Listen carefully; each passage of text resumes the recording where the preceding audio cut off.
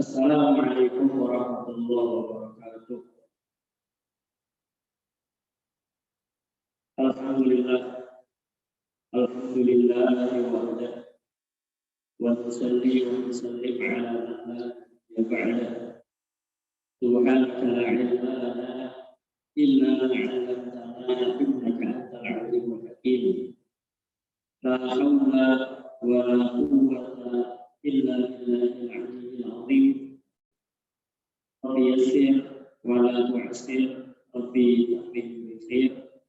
Amma ba'd. Hadratul mukarramin, alhamdulillah, mukarramun, alhamdulillah, syukur kepada Allah Subhanahu wa taala atas limpahan nikmat, karunia, taufik, hidayah yang diberikan kepada kita. Mudah-mudahan dengan semua pemberian daripada Allah Subhanahu wa taala membuat kita semakin dekat kepada Allah Subhanahu.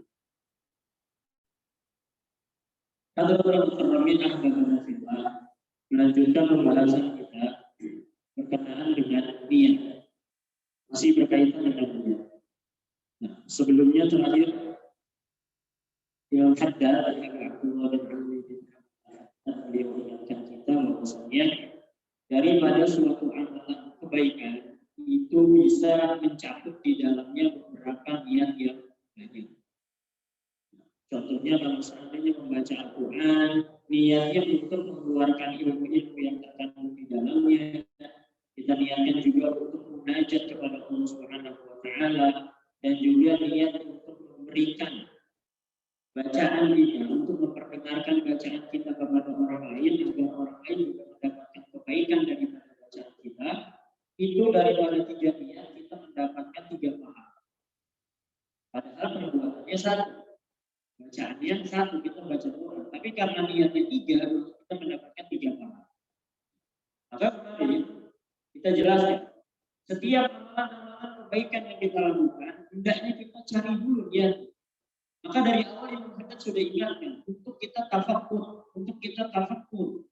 untuk kita mempersiapkan niat sebelum masuk kepada amal, dan juga berpikir niat apa yang kita niatkan untuk masuk ke dalam suatu amal. Dari awal penjelasan tentang niat beliau ingatkan seperti itu. Untuk mencari dulu niat sebelum masuk amal. Karena apa? Karena dengan niat yang banyak akan membuat ganjaran ataupun balasan daripada Allah Subhanahu wa taala ini pun semakin banyak. Maka sebelum kita masuk amal, sebelum kita melakukan amal, kita perbanyak niat. Nah sekarang kalau seandainya kita tidak bisa, sulit untuk memperbanyak daripada amal, untuk memperbanyak daripada niat. Sekarang kita sulit. Maka caranya bagaimana? Caranya sudah. Kita niat seperti yang diniatkan oleh salafun saleh. Kita sholat, ataupun kita baca Quran. Kita niatkan bacaan Quran kita seperti yang diniatkan oleh salafun saleh. Nah, orang-orang soleh zaman dulu ini niatnya seperti apa? Seperti itu juga kita berniat. Ini bisa dipastikan. Orang-orang soleh ini niatnya banyak pastinya. Maka kita berniat sesuai dengan apa yang dia niatkan. Kalau seandainya kita sulit, ini mudahnya seperti ini. Kalau katakan, ya sudah. Kalau seandainya kita memang sulit untuk berniat secara rinci satu persatu daripada niat, maka niatkan seperti apa yang diniatkan oleh salafus. Ini memperbanyak daripada. Nah, kemudian beliau jelaskan bahwa niat di sini ada 2 pengertian. Ada 2 pengertian daripada niat. Beliau katakan yang pertama, al-awwal, inna niyata ibaratun an gharadika alladhi amalaka 'ala al-azmi wal 'amal wal qawl. Beliau katakan niat itu adalah suatu ungkapan yang memicu seseorang untuk ia berazam ataupun beramal ataupun mengucapkan ataupun berucap. Jadi niat ini adalah pemicu, niat ini adalah motivasi untuk kita berazam. Di berazam itu beramal. Dan berazam saya berazam ingin melakukan ini. Nah, sebelum itu pemicunya ini makna yang pertama ya. Niat itu adalah pemicu, pendorong untuk seseorang melakukan azan ataupun amal ataupun pembicaraan. Nah, ini pengertian niat yang pertama. Jadi pemicunya yang membuat dia berazam. Ini definisi yang pertama. Sesuatu yang membuat dia berazam, pemicu untuk dia berazam untuk melakukan sesuatu. Kemudian beliau katakan wa takun niyyah bi hadhil ittiba' fil aqsam khairun min al-amal kana khairan wa syarrun minhu kana syarran. Nah, maka niat yang seperti ini dengan pengertian yang seperti ini, maka dia akan lebih baik daripada amal kalau seandainya itu adalah kebaikan. Dan lebih buruk daripada amalnya kalau seandainya itu adalah suatu keburukan. Jadi niatnya bisa lebih baik daripada amal, niatnya juga bisa lebih buruk daripada amal. Kalau amalannya baik, maka niatnya ini lebih baik daripada amalnya. Kalau amalnya ini buruk, maka niatnya lebih buruk daripada amalnya. Niatnya lebih buruk daripada amal. Kenapa? Karena ini pemicunya. Ini motivasi awal ketika kita melakukan kebaikan. Maknanya apa? Maknanya kalau seandainya tidak ada ini, tidak ada keinginan yang seperti ini, tidak ada pemicu yang seperti ini, kita nggak bakal amal. Kalau seandainya tidak ada yang seperti ini, tidak ada keinginan, tidak ada motivasi, tidak ada pemicu, kita nggak akan amal. Maka yang Anda katakan ini lebih baik daripada itu pun kalau seandainya keburukan. Kita nggak bakal melakukan kemaksiatan, tidak akan melakukan keburukan kalau seandainya tidak ada motivasi di dalamnya, tidak ada pemicu di dalamnya. Nah, kalau seandainya amalnya baik, niatnya lebih baik dari amal. Kalau seandainya buruk, maka niatnya ini lebih buruk daripada bagaimana Nabi SAW katakan, niyatul mu'min khairun min amalihi. Niatnya seorang yang beriman, niatnya seorang mukmin ini lebih baik daripada amalnya. Niatnya seorang mukmin ini lebih baik daripada. Nah, kenapa ini lebih baik daripada amalnya? Dikatakan dalam kitab Syu'abul Iman, qala Ibnu Arabi, Imam Ibnu Arabi mengatakan di anna niyyah la yadkhulu al-fasad wal amal yadkhulu al-fasad. Nah, kenapa dikatakan niat lebih baik daripada amal? Niat lebih baik daripada amal karena niat itu tidak bisa dirusak. Niat itu tidak bisa dimasuki dengan kerusakan. Sedangkan amal ini bisa dimasuki dengan kerusakan. Contohnya riya. Kalau niat nggak bisa dimasukin sama riya. Gimana kita niat? Niat kan ada yang di dalam hati. Qasdu syai'in muqtarinan bi fi'li wa mahalluha al-qalbu. Bermaksud melakukan sesuatu ini secara fikih, bermaksud melakukan sesuatu dan tempatnya niat hati. Jadi bagaimana kita sombong, kita mau riya, kita mau pamer niat gimana? Sedangkan niat itu adanya di dalam hati. Ya bisa. Ini niat kita nggak bisa pamer, niat kita nggak bisa riya. Yang tahu kita niat atau enggak antara kita sama Allah. Orang nggak ada yang tahu. Nah, beda halnya dengan amal. Kalau seandainya amal, ada zohirnya kelihatan. Kita bisa pamer, kita bisa sombong, kita bisa riak kepada orang lain. Tujuannya untuk dunia ini bisa riak. Nah, karena amal itu bisa rusak karena riak, sedangkan niat itu tidak bisa rusak karena riak, maka di ulama katakan niat lebih baik daripada karena niat ini nggak bisa rusak. Niat adanya di dalam.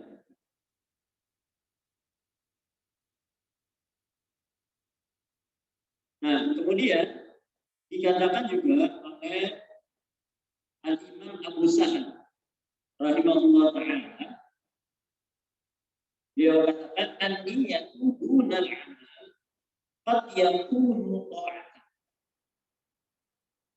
Beliau katakan niat tanpa amal terkadang bisa menjadi ketaatan. Nanti juga ada hadis. Niat tanpa amal itu bisa menjadi taat, bisa menjadi kebaikan, bisa mendapatkan pahala. Niat saja tanpa amal. Dari mana dalilnya? Nabi SAW sampaikan, "Man hamma bi hasanatin falam ya'malha kutibat lahu hasan."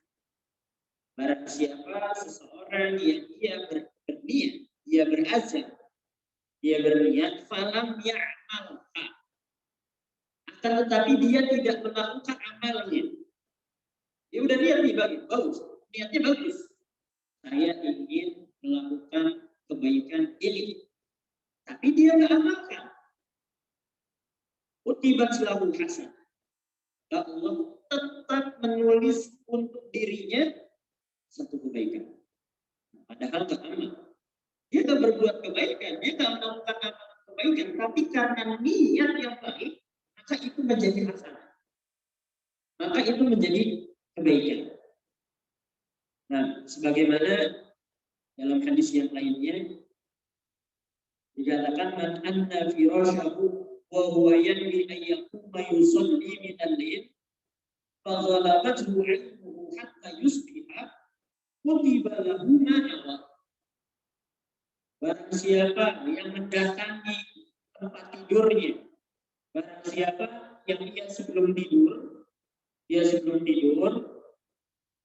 berniat ayyaqumal lail. Dia berniat mau apa ya? Sebelum tidur, dia niatkan untuk qiyamul lail. Sebelum tidurnya, ia persiapkan dirinya untuk berniat melakukan qiyamul lail pada malam itu, nanti malam.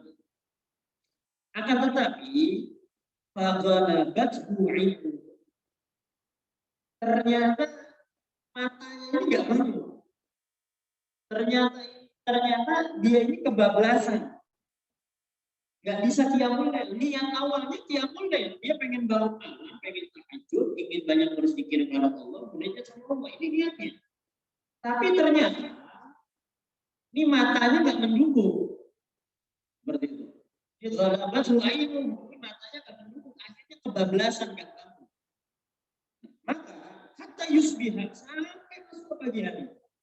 Maksudnya sudah lewat waktu qiyamul lail, sudah subuh.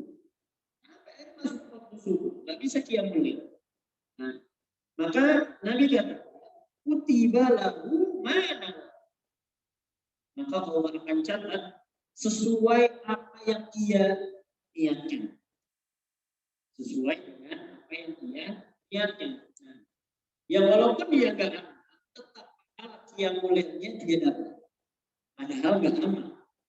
Padahal dia tidak melakukan amal karena niat saja, sehingga Allah tetapkan itu sebagai kebaikan. Nanti dia nggak qiyamul lail, tapi karena niat dia untuk pengen qiyamul lail, akhirnya Allah catat pahala sebagai orang yang mendirikan qiyamul lail, orang yang melakukan tahajud. Ini dengan ya.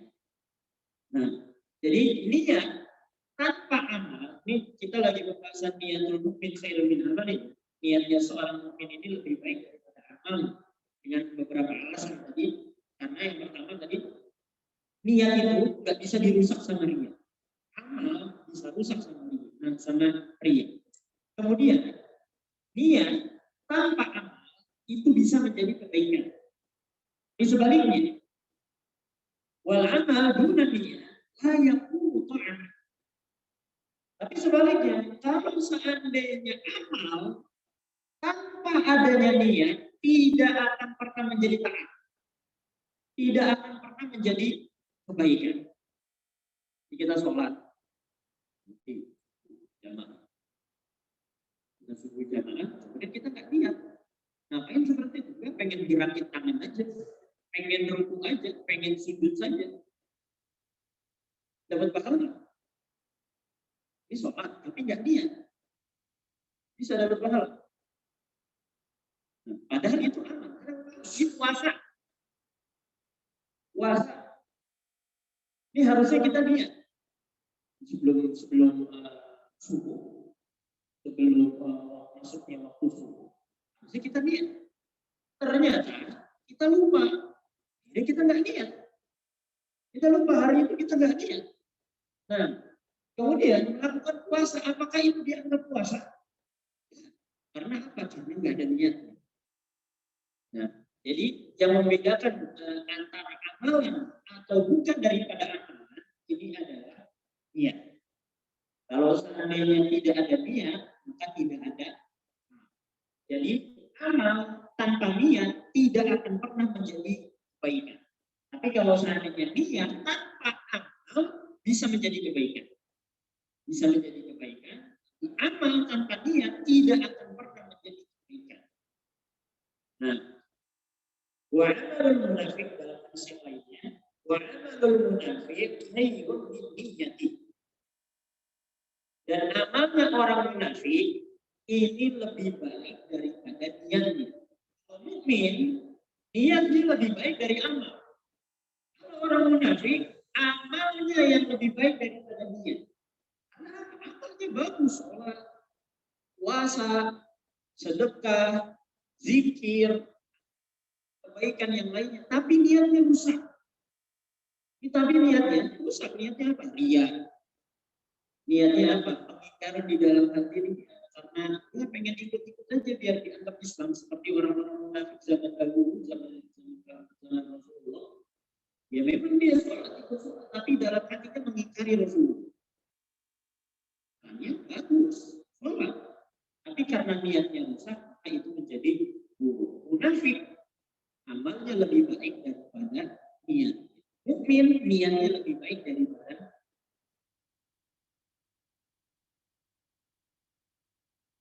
wa kullun ya'malu ala niyyati, dan setiap daripada seseorang beramal bergantung daripada niatnya. Fa idza amila al-mu'minu amalan nara fi qalbihi nur. Kalau seandainya seorang mukmin ini melakukan suatu amalan, nara fi qalbihi nur, maka akan bercahaya di dalam hatinya cahaya, akan bersinar di dalam hatinya cahaya dalam diri seorang. Jadi niatul mukmin khairun min amal. Niatnya seorang yang mukmin yang beriman ini lebih baik daripada amal. Dalam asbab nuzul terjadinya hadis ini dalam satu riwayat, kalau tidak salah riwayatnya, jadi ada seseorang yang dia pengen melakukan amal. Dia ingin melakukan amalan, tapi keduluan sama orang lain, sehingga dia nggak bisa melakukan amalan itu. Jadi dia pengen melakukan suatu amalan kebaikan, ternyata terdahului, diduluin dia sama orang lain di dalam melakukan kebaikan, sehingga dia nggak bisa melakukan kebaikan. Maka Nabi SAW katakan, niatul mukmin khairun min amal. Niatnya seorang mukmin ini lebih bagus, lebih baik daripada. Maksudnya ketika engkau berniat saja itu sudah baik. Apalagi kalau seandainya hamba dengan beramal. Ini pengertian yang pertama. Nah, jadi kembali lagi kita berusaha bagaimana kita ini selalu memperbaiki, mempersiapkan dan sekarang seperti ini juga. Ini nanti kalau seandainya kita meninggal, kemudian Allah hisab, kalau seandainya Allah tetapkan kita menjadi ahli surga, Allah tetapkan kita ini menjadi ahli surga. Ketika Allah tetapkan kita menjadi ahli surga, maka itu selama-lamanya. Ini selama-lamanya kekal abadi di dalam surga. Nah, padahal ibadah yang kita lakukan, kebaikan yang kita lakukan di dunia ini sementara, ada waktunya. Tapi kenapa balasan daripada Allah selama-lamanya? Kita beribadah di dunia 50 tahun, sesuai dengan umur 60 tahun, 70 tahun, ibadahnya seukuran itu saja. Tapi balasan Allah apa? Selama-lamanya. Balasan Allah selama-lamanya. Nah, ulama katakan kenapa bisa seperti itu? Yang menyebabkan kekalnya kita di dalam surga itu adalah niat. Kok apa hubungannya dengan niat? Karena kalau seandainya Allah takdirkan kita hidup selama-lamanya, kita akan selalu beribadah sama Allah. Seandainya Allah takdirkan kita ini hidup selama-lamanya, maka sepanjang kehidupan kita tetap beribadah sama Allah. Kan seperti itu, kita hidup kan untuk ibadah sama Allah. Nah, seandainya Allah takdirkan kita hidup selama-lamanya, kita juga pengen ibadah sama Allah selama-lamanya. Karena niat kita ingin ibadah sama Allah selama-lamanya, maka Allah berikan surga yang selama-lamanya. Allah berikan surga yang selama-lamanya. Karena kita ada niat, ini kita untuk ibadah sama Allah selama-lamanya. Gak akan mengingkari Allah, selalu taat sama Allah. Berapa lama? Ya selama-lamanya sudah. Ini kalau seandainya Allah akan kita. Jadi karena niat yang seperti itu, karena niat kita akan beribadah kepada Allah selama-lamanya, Allah berikan surga yang selama-lamanya. Nah, ini pengertian niat yang pertama. Kemudian pengertian niat yang kedua, makna yang kedua, inna niyata ibaratun an qasdika fi nafsi wa azmika alaih. Niat itu adalah suatu daripada engkau bermaksud melakukan sesuatu. Ini pengertian niat yang banyak kita pahami. Kita niat untuk melakukan sesuatu. Nah, itulah niat. Bermaksud untuk melakukan sesuatu. Nah, kalau seandainya definisi niatnya seperti ini, wa hadhihi niyyah la takunu illa khairan minal amal. Nah, kalau seandainya definisi niatnya seperti ini, maka niat ini pasti lebih baik daripada. Jadi sebelumnya ini adalah pemicu. Pemicu seseorang untuk melakukan azam. Pemicu seseorang untuk melakukan niat. Itu definisi yang pertama. Yang kedua, ia berniat melakukan sesuatu tanpa pemicu. Gitu. Ini perbedaan. Ini definisi niat yang kedua menurut Imam ada. Nah, kalau seandainya seperti ini, itu pasti niatnya itu lebih baik daripada amal. Pasti, nggak mungkin enggak. Kenapa? Beliau katakan di sini, manusia ini dengan definisi niat yang seperti ini tidak bisa terlepas daripada tiga keadaan. Ini tidak akan terlepas daripada tiga keadaan. Keadaan yang pertama, seseorang ayya'zama wa ya'mal. Seseorang akan berazam. Azam itu berniat ya, berazam. Berkeinginan, berniat. Seseorang berazam, berniat, wa ya'mal. Dan dia juga beramal. Niat dan juga amal. Ini yang terbaik. Seseorang berniat, kemudian dia niatkan, daripada niatnya ini, dia beramal. Nah, ini bagian yang pertama. Bagian daripada pertama. Dia berazam, kemudian beramal. Nah, kemudian golongan yang kedua. Di golongan yang kedua, ayya'zam wa la ya'mal ma'al qudrati 'alal 'amal. Dia berazam, dia berkeinginan, dia berniat, wa la ya'mal. Akan tetapi dia tidak amal. Niatnya iya niat. Niat kebaikan, iya niat kebaikan. Berazam untuk melakukan kebaikan. Iya sudah berazam. Dia tidak beramal. Ma'al qudrati 'alal. Padahal dia mampu. Padahal dia mampu. Waktunya ada. Kesempatannya ada. Allah sudah kasih kesehatan untuk melakukan amal itu. Tapi dia tidak amal. Akan tetapi dia sudah niat kebaikan. Dia sudah niat kebaikan, tapi dia nggak amal, padahal dia mampu melakukan amal itu. Dia mampu untuk melakukan amal itu. Contoh, ini kita dari sekarang. Kita lihat aja. Loh, ini ya 8, jam 7, jam 8, jam 7 saya ingin sholat duha 8 rakaat. Kita udah azan. Kita ingin sholat duha 8 waktu. Nah, masuk jam 8. Kemudian kita ingat, ini jam 8. Ini udah jam 8. Saya saya sudah berazam ingin melakukan sholat duha. Nah, tapi ya contoh katanya males, tapi lagi ada tamu atau males, atau dia kerjakan. Tapi cuma 2 rakaat saja. Nah, dia mampu untuk melakukan amal. Bagaimana keadaan orang yang seperti ini? Nah, maka ini sesuai dengan hadis Nabi Shallallahu Alaihi Wasallam, riwayat daripada Sayyidina Abdullah bin Abbas radhiyallahu anhu an Rasulullah Shallallahu Alaihi Wasallam dari Rasulullah Shallallahu Alaihi Wasallam bersabda, Inna Allah katabal hasanat wa sayyi'at. Sesungguhnya Allah Subhanahu wa Ta'ala mencatat kebaikan dan juga keburukan. Kebaikan sekecil apapun Allah pasti akan catat.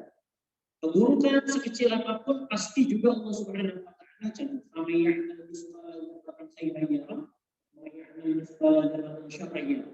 Baik itu kebaikan, bukan sekecil apapun pasti Allah akan ganjar. Pasti Allah akan membalas. Allah catat semuanya. Tsumma bayyana dzalika, kemudian Nabi jelaskan setelahnya daripada hadis yang panjang.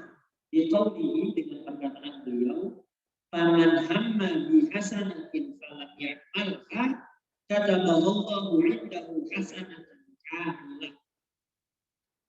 Nabi katakan, barang siapa yang berazam, dia berniat untuk melakukan satu kebaikan, falam ya'malha, tapi dia nggak amal, tapi dia tidak melakukannya, kataballahu 'indahu hasanatan kamilah. Allah Subhanahu wa Ta'ala akan mencatat satu kebaikan daripada apa yang dia niatkan. Dia sudah berazam, dia berniat melakukan satu kebaikan, alam ya'malha, ternyata dia nggak amalin kebaikan yang dia niatkan, maka Allah akan mencatat untuk dirinya satu hasanah, satu kebaikan kamilah, sempurna, nggak dikurang-kurangin. Dan dia berazam tapi nggak amal. Selanjutnya, fa'in hamma biha fa'amila kataballahu 'indahu 'ashara hasanatin ila 700 dirham ila adhafin katsirah. Nabi katakan, barang siapa yang berazam, berniat melakukan suatu kebaikan, fa'amila, ternyata dia amal. Jadi dia nggak amal, niat doang tadi. Tadi niat, dia tidak amal. Allah kasih satu hasanah. Kamil, sempurna, nggak dikurang-kurangin sama Allah. Tapi sebaliknya, barang siapa dia berazam, berniat untuk melakukan kebaikan, falam ya'mal, tapi dia fa'amila, dan dia beramal. Dia melakukan kebaikan itu, kataballahu 'indahu 'ashara hasanatin ila 700 dirham. Maka Allah Subhanahu wa Ta'ala akan mencatat untuk dirinya 10 hasanah. Allah catat, Allah tulis kebaikan untuk dirinya 10 hasanah, 10 kebaikan.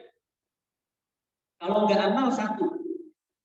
Kalau dia niat kemudian dia amal, Allah kasih 10. Ila 700 dirham. Enggak cuma 10 aja. Ila 700. Sampai kepada 700 kebaikan. Amalnya 1. Ini amalnya 1 saja. Amalnya 1, tapi Allah ganjar dengan 700 kebaikan. Ila adhafin katsirah. Sampai kepada lipatan yang banyak. Berapa? Ya terserah Allah. Kasih 1000 kebaikan. Allah kasih 100.000 kebaikan. Allah kasih 1.000.000 kebaikan. Ila adhafin katsirah. Dengan kelipatan yang banyak terserah Allah. Allah kasih 700, Allah kasih 50. Nah, minimal Allah kasih 10. Seorang berazam, dia berniat melakukan kebaikan, kemudian dia lakukan kebaikan itu, minimal Allah akan memberikannya 10 kebaikan. Ini minimal. Paling banyaknya berapa? 700 atau dengan kelipatan yang lebih. 1000, 100.000, 1 juta. Sampai juga yang tak terhitung, yang hanya Allah saja yang mengetahui balasan. Nah itu kalau seandainya dia. Nah sebaliknya untuk keburukan, wa in hamma bisayyi'atin falam ya'malha kataballahu 'indahu hasanatan kamilah. Barang siapa yang ia berazam, berkeinginan, berniat untuk melakukan sayyi'at, satu kesalahan, satu keburukan, satu kemaksiatan, dia sudah berazam, dia sudah berniat untuk melakukan kemaksiatan, falam ya'malha, tapi dia nggak lakuin kemaksiatannya, dia cuma niat saja. Dia cuma niat untuk melakukan keburukan, dia nggak lakuin. Maka apa balasan daripada Allah? Kata Allah hasanatan kamilah. Maka Allah akan mencatat untuk dirinya satu kebaikan yang sempurna. Padahal niatnya buruk. Niatnya untuk keburukan, tapi dia nggak amal. Dia nggak melakukan keburukan itu. Nah, tapi di sini dalam niatnya dia nggak beramal ini niatnya karena apa? Niatnya karena apa dulu? Nah, ulama katakan niatnya ini karena khaufillah, la bisyai'in akhar. Niatnya dia nggak amal, kenapa nggak amal? Takut sama Allah. Karena dia takut sama Allah, bukan karena niat yang lainnya. Kalau seandainya karena niat yang lainnya, ulama katakan dia nggak mendapat. Dia mendapat seperti karena dia takut sama Allah. Awalnya mungkin dia hilang, dia niat untuk melakukan keburukan. Kemudian ketika dia ingin melakukan amalan keburukan itu, akhirnya dia ingat sama Allah, takut sama Allah, jadi dia tinggalkan. Maka ini akan mendapatkan satu hasanah. Dia akan mendapatkan satu kebaikan. Nah, fa'in hamma biha fa'amila kataballahu sayyi'atan wahidah. Kalau seandainya seseorang berazam, berkeinginan melakukan keburukan, melakukan kemaksiatan, fa'amila, ternyata dia memang melakukan kemaksiatan itu, dia lakukan keburukan itu, maka Allah akan mencatat baginya satu keburukan saja. Allah catat hanya satu keburukan saja, satu kemaksiatan saja.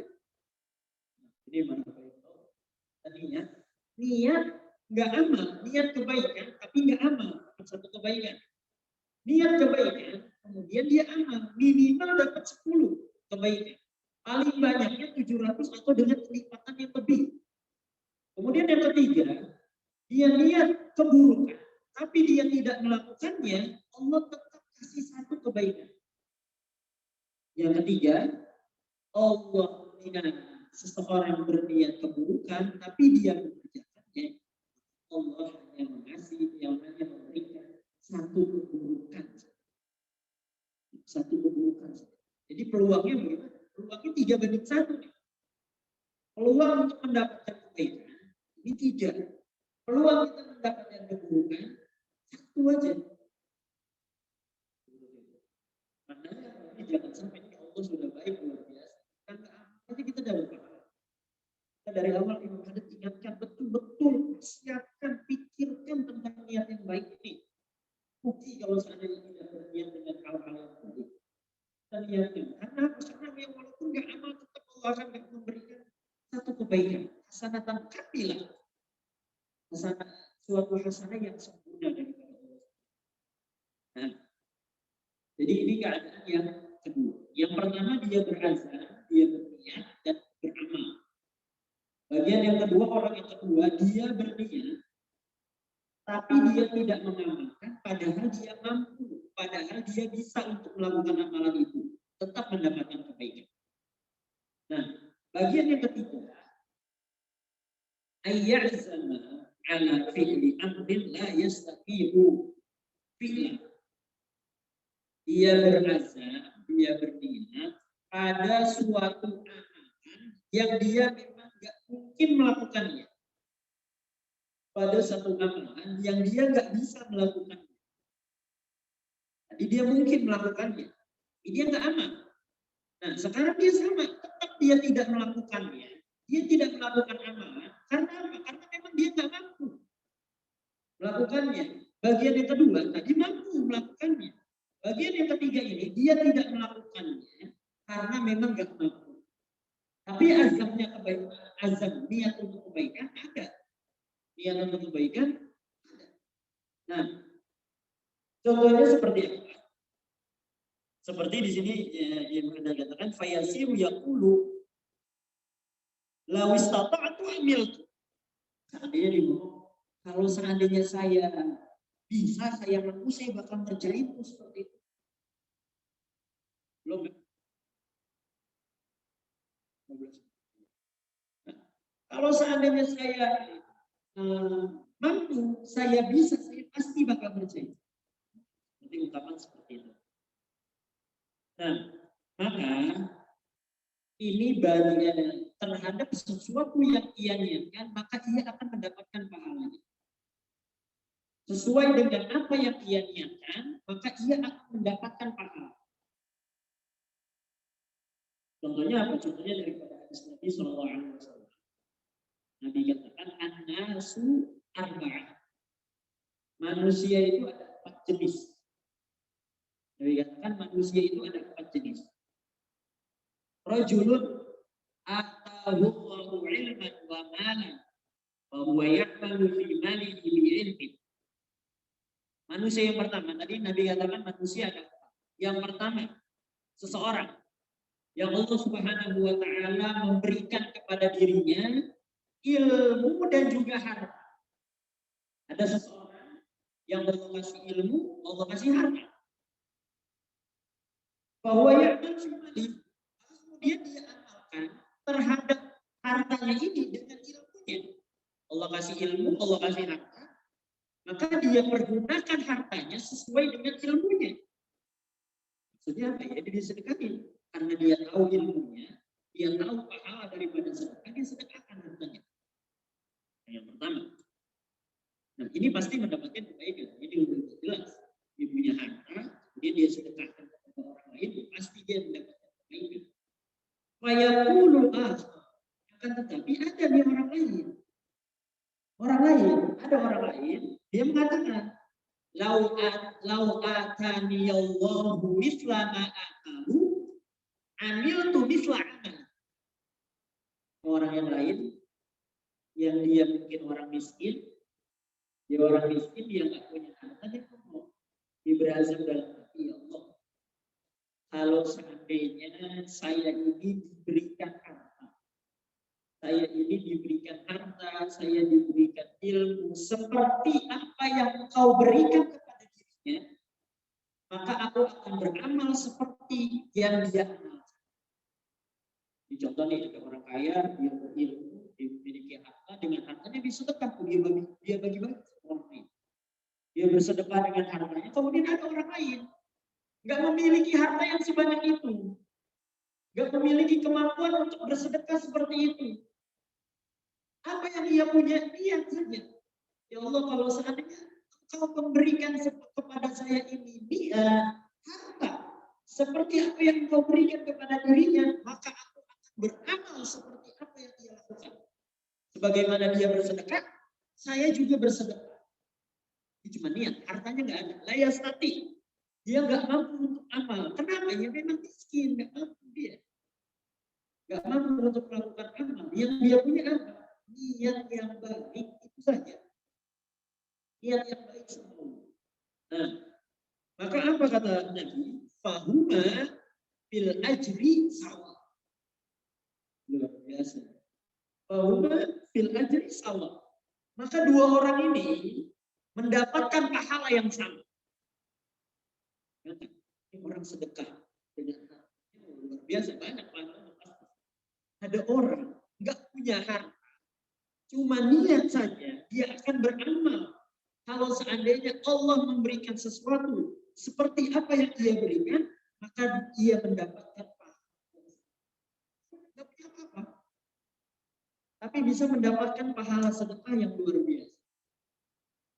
Bisa mendapatkan pahala sedekah yang luar biasa. Nah, maka kalaupun seandainya memang Allah takdirkan kita fakir atau miskin di dunia, setidaknya jangan sampai nanti fakir miskin di akhirat. Dengan apa ya kita niat? Kalaupun kita nggak memiliki, ini contoh saja di dalam hal yang lainnya juga. Kalaupun seandainya kita nggak memiliki harta, tapi kita bisa niat, kita punya niat, dan itu akan mendapatkan sama di sisi Allah. Yang mendapatkan sama di sisi Allah. Nah,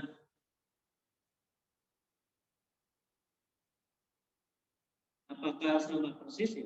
Akan tergantung daripada Allah. Yang jelas daripada sahih hadisnya ini seperti ini. Tapi tetaplah ini orang yang pertama tadi yang memiliki harta, ini pasti akan mendapatkan yang lebih daripada Allah. Oh, kenapa? Ini ujiannya beda. Kalau seandainya hartanya ada, ini ujiannya berbeda. Kan seperti itu.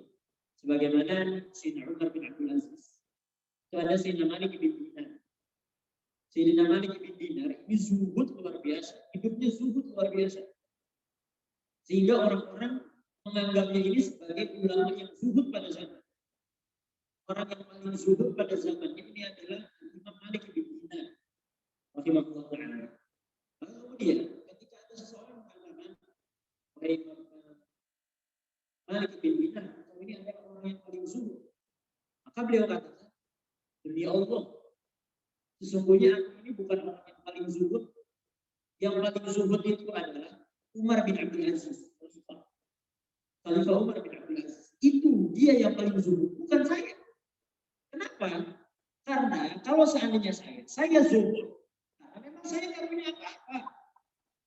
Saya nggak punya apa-apa. Harta saya nggak punya. Rumah saya nggak punya. Kemudian uang saya nggak punya apa-apa. Makanya saya zuhud. Tapi Umar bin Abdul Aziz, ini khalifah, ini punya segala-galanya. Khalifah. Presiden umat Islam, Amirul Mukminin. Ini punya segala-galanya. Uang, segala-galanya beliau miliki. Bahkan ini Sayyidina Umar bin Abdul Aziz, ini sebelum beliau menjabat sebagai khalifah, ketika masih menjabat sebagai gubernur, itu diriwayatkan beliau ini punya perut besar. Ini sebelum jadi khalifah ya. Sebelum beliau menjabat sebagai khalifah. Itu beliau punya perut besar. Itu sampai ikat pinggangnya itu ketutup sama perut. Saking mewahnya hidupnya beliau. Ini mewahnya yang luar biasa. Ini ikat pinggangnya ketutup sama perut. Berarti apa? Makanannya enak. Sampai badannya besar. Terus juga beliau punya dandanan ini necis gitu, perlente. Luar biasa. Tapi pakai minyak wangi, minyak wangi mahal. Dan beliau itu, kalau seandainya beliau memakai pakaian,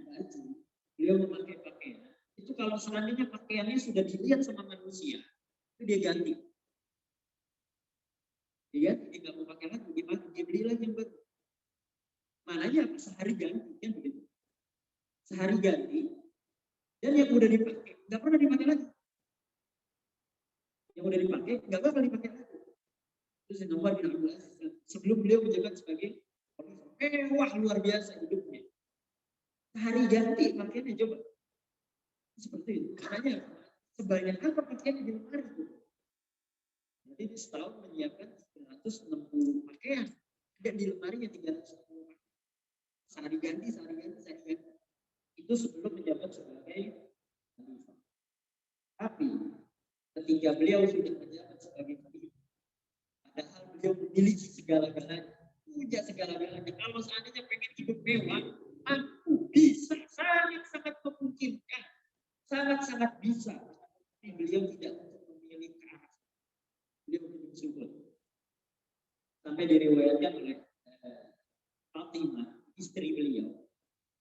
Fatimah mengatakan, kalau seandainya aku disuruh menghitung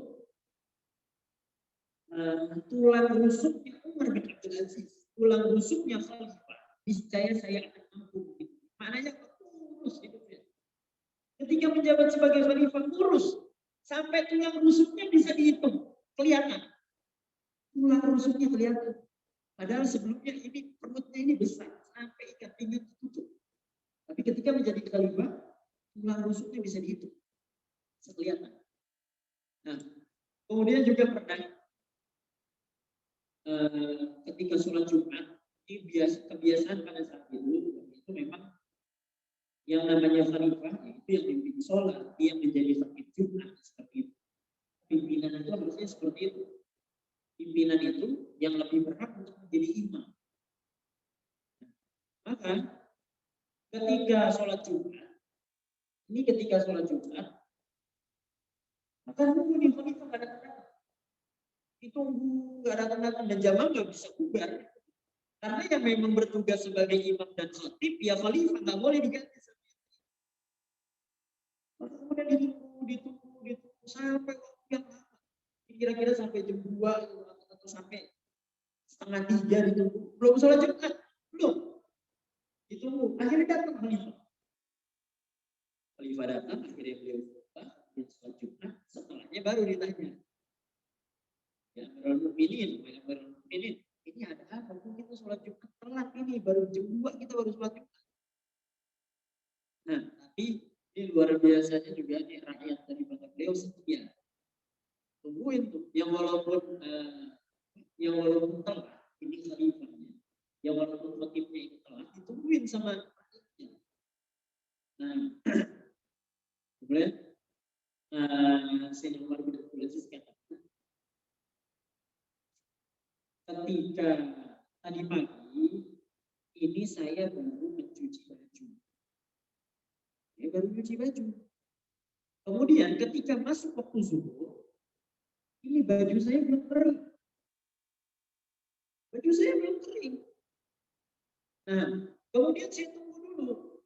Gak mungkin beliau pakai basah-basah bajunya juga. Beliau tunggu dulu. Saya tunggu dulu bajunya sampai kering. Ketika udah kering, ketika kering itu jam 2 baru kering.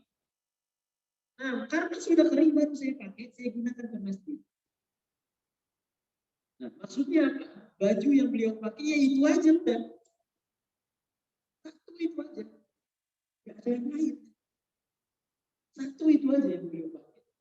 Jadi dicuci dulu, nunggu kering, baru berangkat ke masjid. Padahal beliau memilih untuk banyak kisah-kisah zuhud daripada Umar bin Nah, jadi seperti itu. Yang pertama tadi dia memiliki harta dan dia beramal dengan harta. Orang yang kedua nggak punya harta, tapi dia memiliki niat yang baik, dia akan melakukan amalan sesuai dengan apa yang dilakukan oleh orang yang mengeluarkan harta. Maka fahuwa fil wizri fil ajri sama. Maka keduanya ini sama di dalam mendapatkan sebaliknya. Warujulun atallahu malan wa lam yu'tihi ilman fa yathbitu fi malihi bi jahli. Ada seseorang yang Allah memberikan harta tapi Allah nggak memberikan ilmu, Allah nggak berikan hidayah sama dia. Hartanya banyak, tapi dihabiskan semuanya untuk melakukan kemaksiatan. Banyak hartanya, duitnya banyak di mana-mana duitnya. Tapi dengan hartanya ini dia lakukan untuk melakukan keburukan. Dia habiskan untuk melakukan kemaksiatan. Dia foya-foya, dia melakukan keburukan. Dia walhasil dia lakukan keburukan. Kayak itu akhir. Nah ini makanya dia udah miskin belagu ini. Kayak dulu maka orang yang lainnya yang nggak punya harta tadi, dia berasal. Lau atani Allahu misla ma'atahu amiltu misla amali. Kalau seandainya saya diberikan harta seperti harta yang diberikan kepada dia, maka saya juga akan beramal sesuai dengan apa yang ia amalkan. Saya beli klub malam, saya pergi ke klub, saya beli semua koper-koper yang mahal. Kalau seandainya saya punya duit saya banyak, saya beli koper. Saya pergi ke klub-klub Saya pergi ke Las Vegas, saya main judi, macam-macam. Dilihatkan, padahal miskin. Padahal dia itu fakir. Nah, bahuma fil wizri sama. Maka keduanya ini dia mendapatkan dosa yang sama. Tadi orang yang punya harta dia habiskan untuk kemaksiatan nggak dosa. Nah ini orang miskin yang nggak punya harta, tapi niatnya buruk. Ini karena niatnya jelek, ini udah miskin belagu. Seperti itu. Miskin belagu. Dengan niat yang buruk tadi, maka dia juga akan mendapatkan dosa yang sama. Dia akan mendapatkan dosa yang sama. Ini tiga keadaan daripada manusia.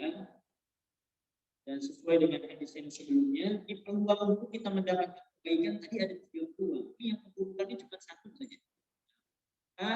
Jangan sampai terdetik di hati kita ini niat-niat yang selalu memperbaiki dan selalu menghadirkan niat-niat yang baik yang walaupun tidak diamalkan sangat nanti di sisi Allah Subhanahu wa Ta'ala. Kalaupun nggak punya apa-apa, jangan niat yang buruk. Berhasil, jangan sekali-kali niat yang buruk. Kalau seandainya niat yang baik-baik sih, kita perbanyak niat, kita persiapkan niat sebelum masuk kepada amal, maka mudah-mudahan itu menjadi sebab kita mendapatkan hasanah kebaikan yang banyak daripada Allah Subhanahu wa Ta'ala.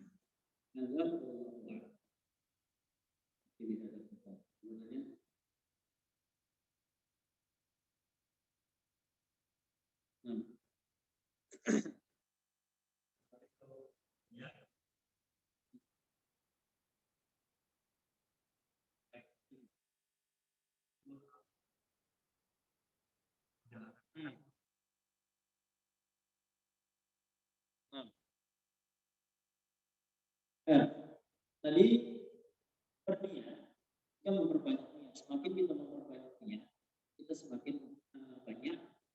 Terus bagaimana ini panjang amal, panjang amal, ini panjang amal. Ulul amal ini bukan di dalam kebaikan. Ulul amal maksud itu bukan dalam kebaikan. Itu ulul amal itu di dalam hal-hal yang di luar kebaikan. Bagaimana yang tadi seperti dikatakan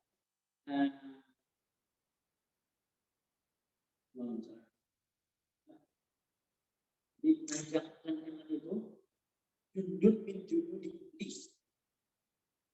Jundun min junudi iblis. Panjang angan-angan. Panjang angan-angan itu salah satu daripada tentaranya iblis. Jadi di antara cara iblis untuk memperdaya manusia itu dengan tulul amal. Saya hidup masih lama itu tulul amal. Saya hidup masih lama, nantilah.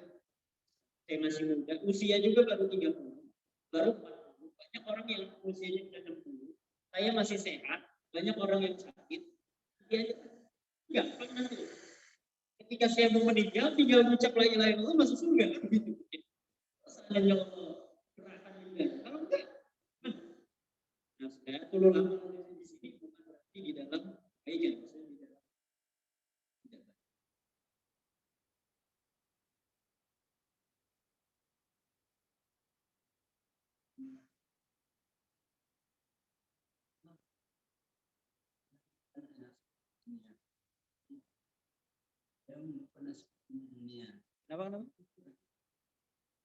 Kenapa?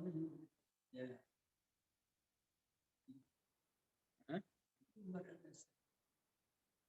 Itu dia. Enggak tadi apa ayatnya? Tadi kan dia kan dan Allah suka dia suka nasib dan bahkan nasib dunia. Wala tansa nasibaka minad dunya. Itu. Ya.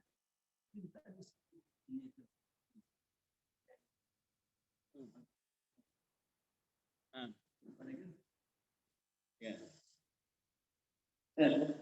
Jadi wala tansa nasibaka minad dunya. Dan jangan lupa bagian itu daripada dunia. Jadi berkaitan dengan ceritanya si Umar bin Abdul Aziz. kok beliau sama sekali nggak mau sama dunia. Gitu. Kan disebut. Kenapa beliau seperti ini? Jadi pertama nih kita harus paham ikul dirijalin makom. Di setiap daripada makom kedudukan di sisi Allah ini ada orang-orang yang kita nggak akan pernah tahu bagaimana rasanya di makom orang lain. Seperti dalam tajrid dengan asbab, ini yang asbab kita nggak bisa merasakan makom tajrid. Seperti itu. Jadi memang walatan sana si bangga silahkan saja kalau seandainya ingin mau kepada dunia itu silahkan. Tapi kalau seandainya enggak pengen sama sekali dengan dunia, lebih baik lagi. Kenapa? Karena dikatakan dunia mal'un. Dunia ini terlaknat, mal'un nafiha, terlaknat semua yang di dalamnya. Di dunia terlaknat semuanya. Dan terlaknat semua di dalamnya kecuali orang yang zikir kepada Allah dan orang yang belajar dan mengajar. Itu dalam ini seperti itu.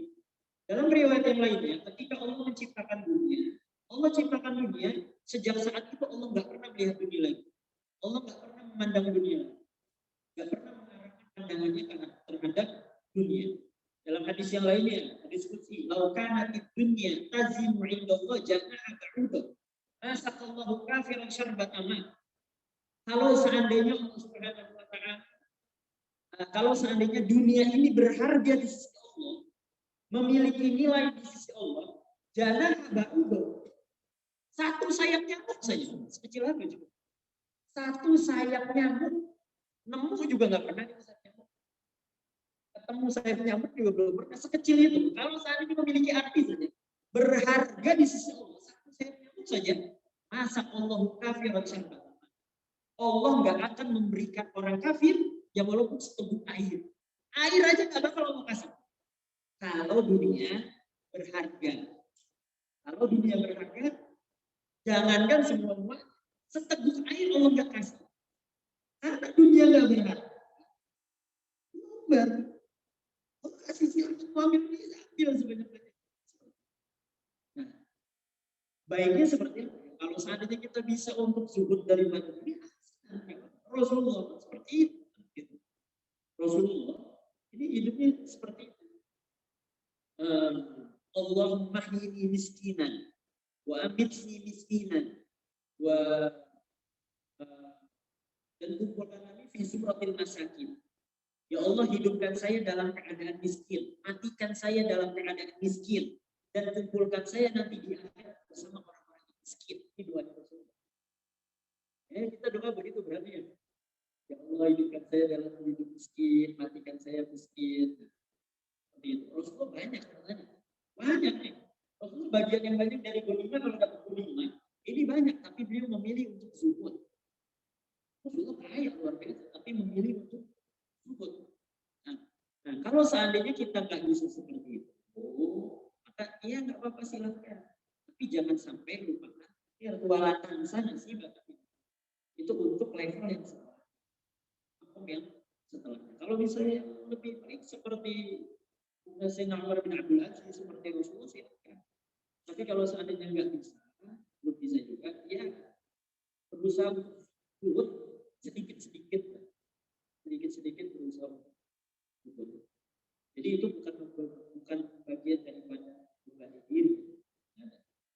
Justru mungkin secara zuhir kita melihatnya kesian, saya tapi karena beliau amalahnya bersama zat yang paling beliau cintai, yang ia dapatkan itu adalah kesenangan.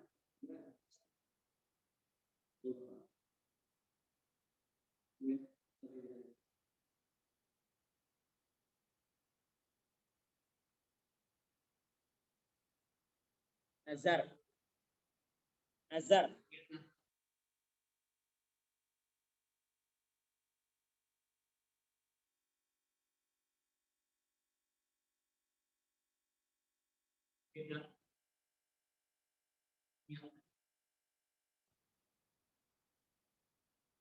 Bagaimana sekarang kaitannya dengan nazar? Nazar itu sendiri memang ada perbedaan ulama yang membolehkan dan juga ulama yang tidak membolehkan. Nah, yang membolehkan nazar ini dapat berlaku terhadap hal yang bukan kewajiban. Nazar akan berlaku pada hal-hal yang bukan kewajiban. Contoh, kalau seandainya kalian itu saya bernazar nih, nanti zuhur saya pengen sholat zuhur, tidak bisa. Bukan nazar, itu udah kewajiban, itu namanya. Udah kewajiban, dia nggak bisa nazar. Nazar itu kepada hal-hal yang bukan wajib. Ini yang pertama. Nah, dalam hal-hal yang sunnah. Nah, nazar untuk haji, nazar untuk nazar untuk itikaf, itu nazar. Ini ulama yang membolehkan. Ini ada ulama yang membolehkan nazar.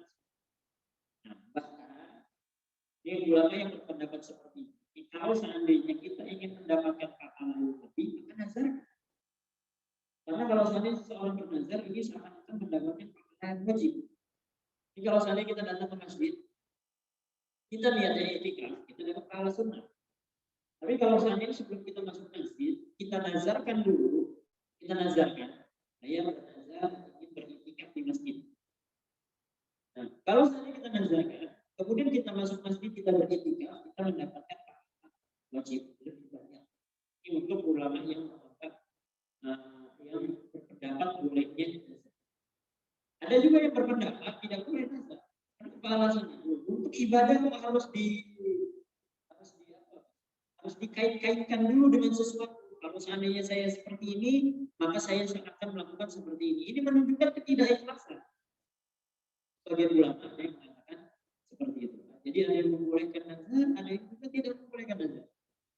Nah kaitannya dengannya ini kan sepertinya seperti itulah ya. Ini mungkin bahasa lain daripada azan itu ya. Seseorang ini benar dia niat untuk melakukan sesuatu, kemudian nanti dia juga akan beramal. Kalau ini masuk dalam kategorinya seperti halnya berazan, masuk dalam kategori ya. Tapi bedanya kalau seandainya nazar, dia wajib. Kalau seandainya dia sudah bernazar, dia wajib melakukannya. Kalau seandainya enggak, dia berdosa. Jadi kalau seandainya ini tidak terkait dengan sesuatu, dia mau amal sah, dia tidak beramal sah, maksudnya lebih baik. Seandainya dia nggak beramal pun dengan niat yang baik, itu sudah baik.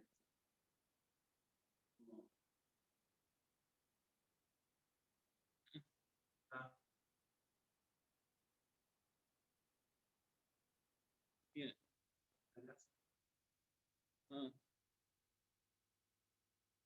Ya.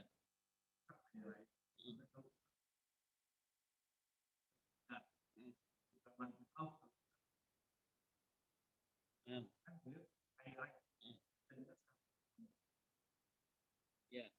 Betul.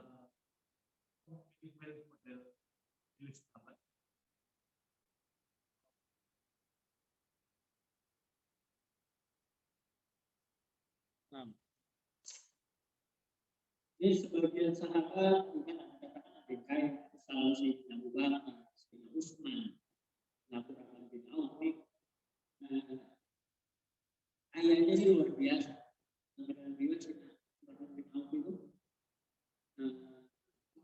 ketika bagian waris itu pakai sekop, ini bagian warisnya. Hartanya dipakai sekop, nggak pakai hitung-hitungan lagi, pakai sekop emas. Seember emas itu saja. Saking banyak. Nah, tapi ada juga sahabat-sahabat yang dulu. Ashabus Suffa, Sayyidina Abu Hurairah, ini sahabat-sahabat yang dulu. Sekarang mana yang lebih afdal? Mana yang lebih afdal? Dan siapa yang kita harus ikuti? Jadi, pertama kita harus mengetahui setiap daripada kita. Ini kan sudah ditentukan. Allah sudah takdirkan seperti apa.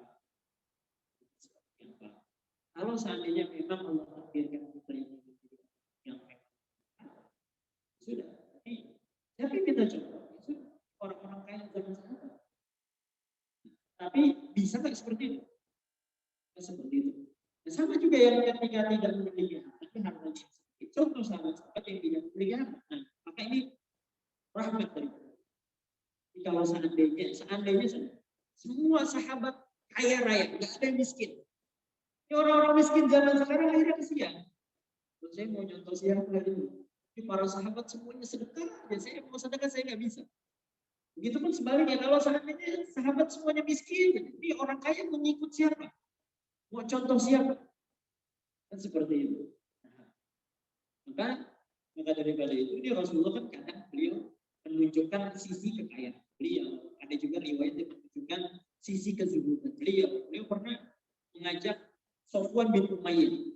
Sofwan bin Umayyah ini orang yang dijamin ketika Fathu Makkah.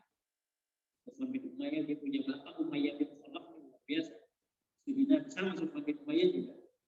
Jadi ketika beberapa bulan setelah istiwa Fathu Makkah, ini diajak ke atas bukit setelah diajak ke atas bukit, kemudian wahai Sofwan, apakah engkau terkagum-kagum melihat kambing yang banyak ini yang di lembah? Ada di lembah kambing banyak luar biasa, ratusan kambing. Apakah engkau terkagum-kagum dengan jumlah yang seperti ini banyak? Benar wahai Muhammad, dia belum iman pada saat itu. Benar wahai Muhammad. Nah, lalu kemudian saksikanlah wahai Sofwan, ini kambing semuanya buat kamu. Kambing satu lembah semuanya buat kamu. Nah, maka apa yang dilakukan Sofwan? Habis itu dia iman sama Rasulullah. Dia beriman sama Rasulullah dan dia ajak kaumnya, orang-orang Mekah yang belum masuk Islam. Orang-orang Mekah yang belum masuk Islam, dia seru biar masuk Islam. Kalian ahli Mekah, iman sama Muhammad. Kenapa? Karena Muhammad ini bersedekah seperti orang yang gak takut miskin. Gak takut miskin. Iya, satu lembah gak disisain sama sekali. Atau dikatakan, Sofwan nih setengahnya buat kamu, setengahnya buat saya. Semuanya buat kamu. Kalau seandainya pengen ada bajunya dipingin sama orang ini dikasih. Nah, jadi ini bagian dari kayaknya ada miskin ya kita jalani. Kalau seandainya kita bisa ikut yang kaya, kalau seandainya bisa ikut yang miskin, ya silakan. Hidupnya dulu silakan. Kalaupun seandainya kaya tapi pengen untuk miskin ya silakan. Jadi ini contohnya. Nah, jadi bahasanya itu jangan mengabu-bakarkan Umar dan jangan bakar. Di Abu Bakar ya, si Abu Bakar dan si Umar tegas. Jangan paksa si Abu Bakar buat tegas dan jangan paksa si Umar itu buat lembut karena dua-duanya sama diperlukan. Yang tegas diperlukan dalam agama, yang lemah lembut ini juga diperlukan. Subhanallah.